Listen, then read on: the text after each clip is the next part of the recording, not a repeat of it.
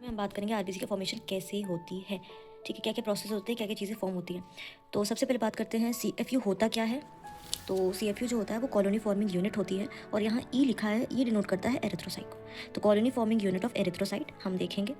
First हमारा है जो स्टेज फॉर्म होती है वो है प्रोनॉर्मोब्लास्ट। ठीक है, तो प्रोनॉर्मोब्लास्ट जो है वो फर्स्ट रिकॉग्नाइजेबल सेल है हमारे एरिथ्रॉइड सीरीज में। नेक्स्ट इसकी डायमीटर 20 माइक्रोन होती है। लार्ज साइज्ड सेल होता है ये, यहाँ पे न्यूक्लियस लार्ज होती है जो कि पूरे सेल को ऑक्यूपाई करके रखती है। इसके पास न्यूक्लियोलस प्रेजेंट होता है। साइटोप्लाज्म की बात करें तो साइटोप्लाज्म इसका बेसोफिलिक होता है, बेसिक स्टेन को लेता है और ब्लूइश कलर का दिखता है। प्रो नॉर्मोब्लास्ट हमने पढ़ लिया। प्रो नॉर्मोब्लास्ट के बाद जो स्टेज आती है वो है अर्ली नॉर्मोब्लास्ट। कौन सी आती है? अर्ली नॉर्मोब्लास्ट, जिसे हम बेसोफिलिक एरिथ्रोब्लास्ट या फिर पॉलीक्रोमैटोफिलिक एरिथ्रोब्लास्ट भी कहते हैं। अर्ली नॉर्मोब्लास्ट का जो डायमीटर होता है वो 15 माइक्रोन होता है, जबकि हमारे प्रो नॉर्मोब्लास्ट का जो डायमीटर था वो 20 माइक्रोन था। अर्ली नॉर्मोब्लास्ट का जो डायमीटर है वो 15 माइक्रोन है। अर्ली नॉर्मोब्लास्ट का जो न्यूक्लियाई है वो डिसअपियर हो जाता है, बट न्यूक्लियस यहाँ प्रेजेंट होता है। साइटोप्लाज्म बेसोफिलिक अभी भी है, जो कि पहले भी था। नेक्स्ट आती है जो स्टेज है वो हमारी इंटरमीडिएट नॉर्मोब्लास्ट। इंटरमीडिएट नॉर्मोब्लास्ट की डायमीटर देखो छोटी हो गई, 10 to 12 माइक्रोन, जबकि अर्ली नॉर्मोब्लास्ट की 15 माइक्रोन थी और हमारी प्रो नॉर्मोब्लास्ट की कितनी थी? 20 माइक्रोन थी। तो इंटरमीडिएट नॉर्मोब्लास्ट में जो सेल्स हैं वो ज़्यादा छोटे होते हैं साइज में, और यहाँ पे न्यूक्लियस जो होता है वो प्रेजेंट होता है।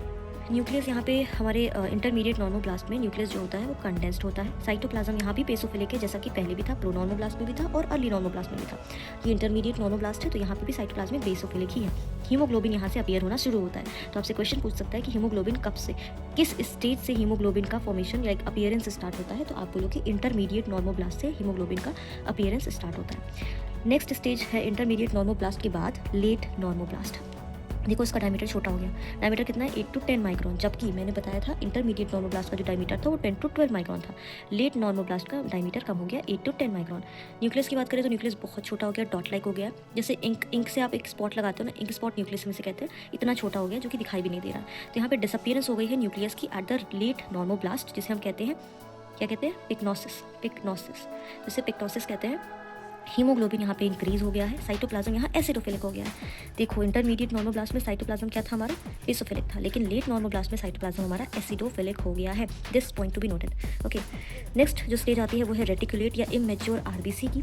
तो स्लाइटली ये लार्जर होता है देन मैच्योर आरबीसी, एंड इसकी भी डायमीटर देखो 8 to 9 माइक्रोन डायमीटर हो गई है, जबकि पहले देखो लेट नॉर्मोब्लास्ट में 8 to 10 माइक्रोन थी। ये 8 to 9 माइक्रोन और छोटी हो गई, थोड़ी सी और छोटी हो गई, 8 to 9 माइक्रोन डायमीटर हो गई है।